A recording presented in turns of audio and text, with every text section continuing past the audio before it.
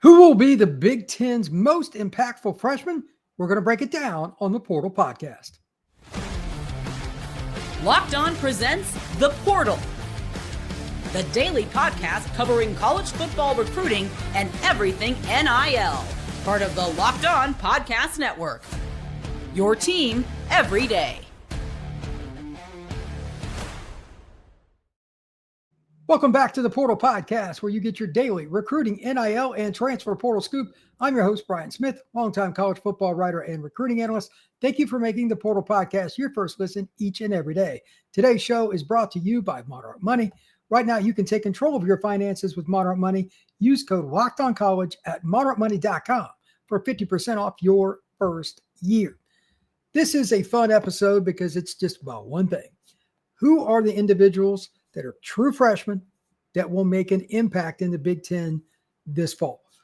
There is a plethora of talent to choose from. I'm going to bypass some of the guys that are ranked higher that I think will have quote unquote better college and some cases professional careers, but it's about opportunity and maturity. Here's what I mean by that. If you're an elite recruit, great. But who is ahead of you? Impact freshman means you come in and make an impact literally with playing time, big plays, and maybe even start. So there are a couple of things to think about before I really dive into this. Number one, it's harder as you get closer to where the football is snapped to play early. Big man strength. That means years of weight room training at the collegiate level usually comes into play for offensive and defensive linemen. There are a few exceptions on this list, and I'll explain as I go through my top 10 list.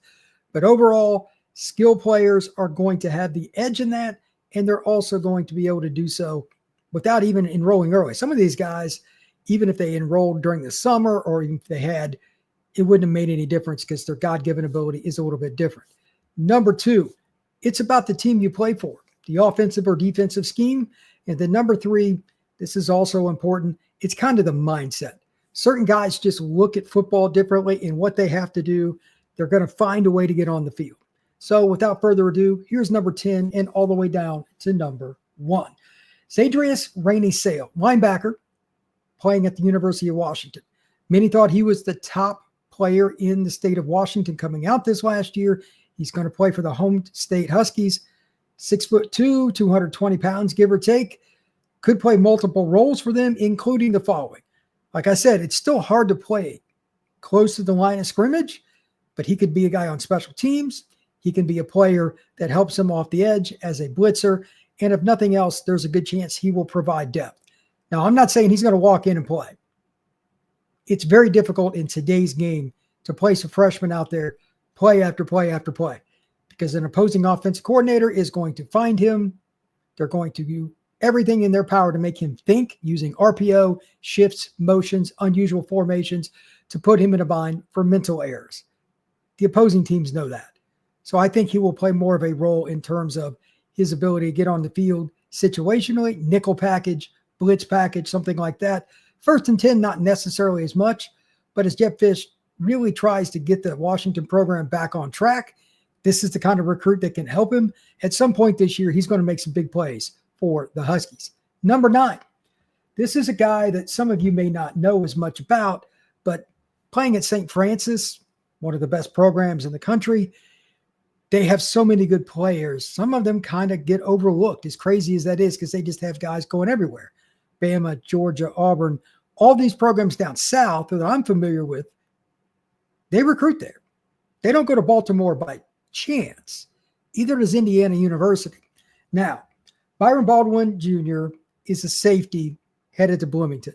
That's another position that you can be placed in a bit of a bind because teams will try to find you. I'm not saying he's going to walk in and start, but again, depth, playing a nickel package, coming off the bench, and definitely special teams. This is a guy that's a little bit overlooked probably, and he's going to Indiana. They're not as deep as fill in the blank here. These are some obvious choices. Michigan, Ohio State, Penn State, and Oregon. Those 4 rosters are a little bit different than everybody else in the Big Ten Conference. But he's still talented. Indiana's still darn good, but he's going to have a better chance to play there than he would at some of those other schools. So I have him at number 9. Number 8 is a very familiar name for many of you. and the program is also one of college football's greatest. The Southern California Trojans get Jakeem Stewart. And this is a kid I met like when he was going into 9th grade. We all knew that it was different. He was super athletic. He was super fluid with his movements. And he was already like 6'5", 240, 250 pounds. And he's changed his body. He's gotten a little bit longer, definitely added a lot of strength. And his footwork and technique is really good.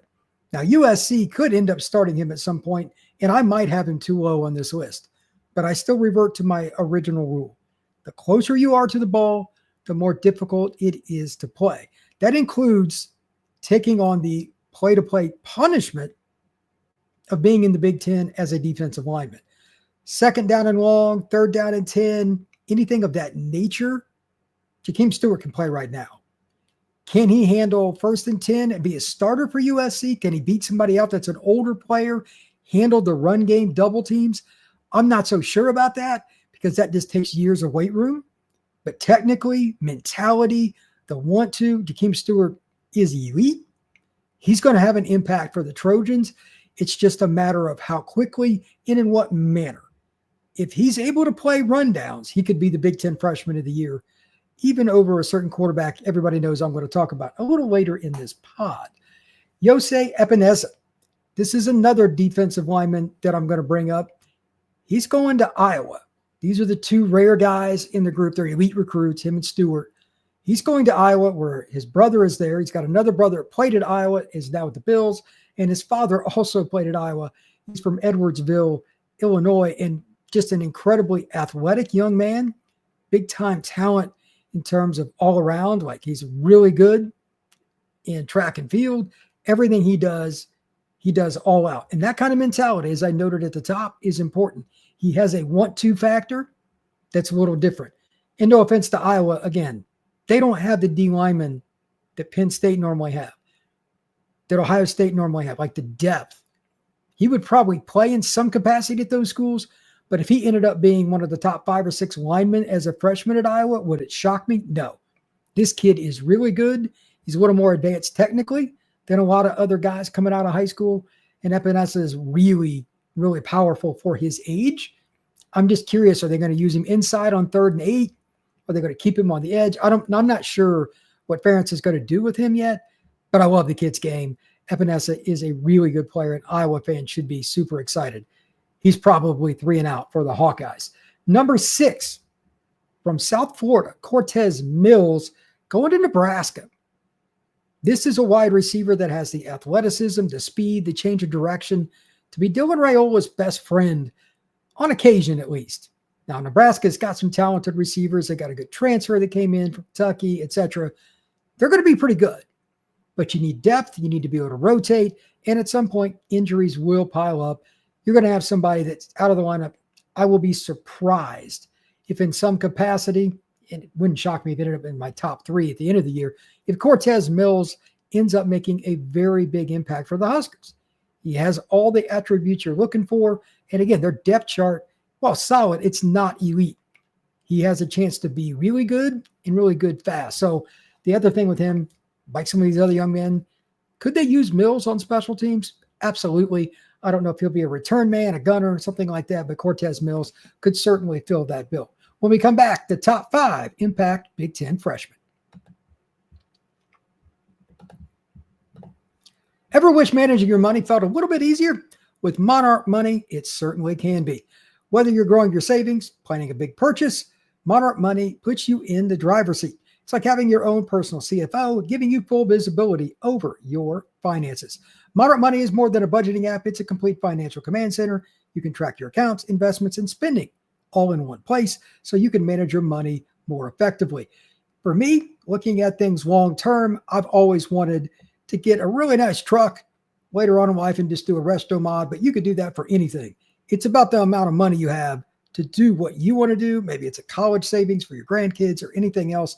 And it's easier and more efficient with Monarch Money using their app to get everything done in one place. So take the control of your finances with Monarch Money. Use code LOCKEDONCollege at monarchmoney.com for 50% off your first year. That's monarchmoney.com, code LOCKEDONCollege for half off your first year. Thank you once again for making the Portal Podcast your first listen each and every day. Please like and subscribe. I will be doing all kinds of different things with the recruits going into the Big Ten, ACC, etc. So this is just the beginning. Number 5 on the list is a player that is awesome. Had a chance to see him play multiple times. One of the most technically sound and savvy defensive backs I've ever watched at the high school level. Naeem Offer out of Parker High School in Birmingham, Alabama. He's going out west to play for the Ducks.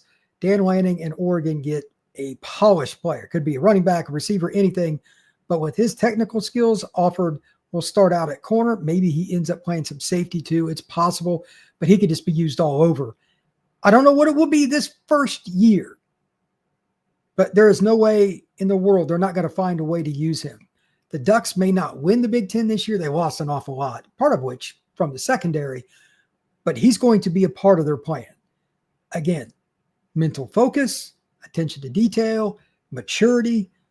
Offer has not just part of that package, he has all of it.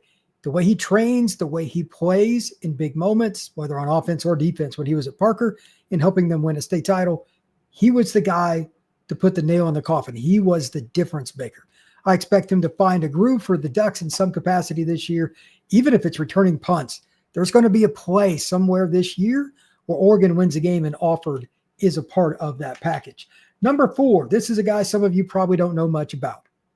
This is part of my surprise here. Again, depth chart matters. The school, their talent, what they run, the types of players they have, and what they need to take that next step. Illinois has some decent receivers, absolutely. But do they have the depth of the Ohio States and Oregons of the world? No. Those schools, it's far more difficult to walk in and play as a freshman at any spot, let alone at spots that are absolutely loaded over the top. Illinois is not in that spot. Braden Trimble, that's going to be an interesting situation. This one I'm kind of taking a shot in the dark here, but love his film. I love the opportunity. It's a well-coached group of players.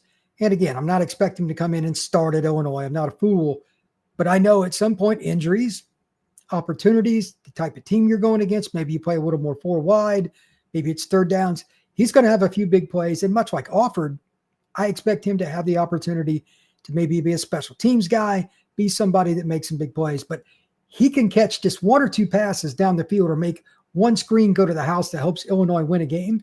It could be the difference between the Illini going to a pretty good bowl game in Illinois going to the college football playoff. They're on that verge.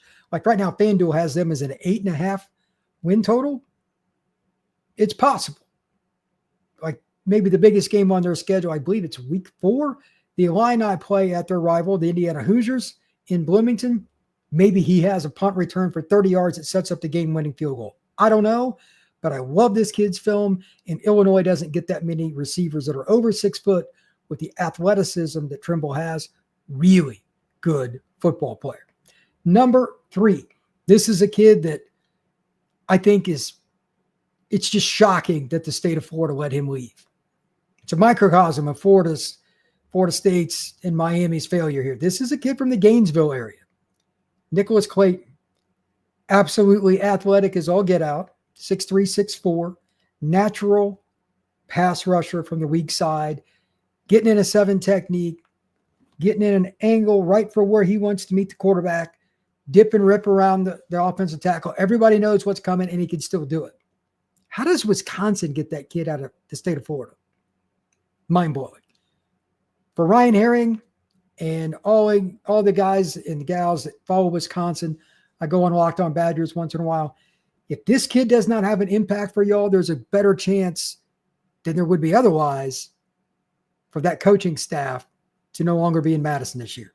I expect for him to be at some point this year one of the top couple guys that Wisconsin puts in the game on 3rd and long. He's not going to be an every down player. But Clayton has the athleticism and that burst to make plays that most guys simply do not. Steal of the recruiting class for the Wisconsin Badgers in 2025 is Nicholas Clayton. He is my number 3 player for impact freshman in the Big Ten. Number 2, Iowa Hawkeyes, Thomas Meyer. This is a tight end that's great, fits the lineage. Iowa always uses tight ends well. Ferentz is really good at finding like niches for like everybody knows they're going to throw it to him and they still get it done. It's amazing to me. Like the rest of these young men that I've mentioned thus far, there's no reason to think he's going to walk in and play from day one. Special teams, goal line, short yardage, maybe it's something else.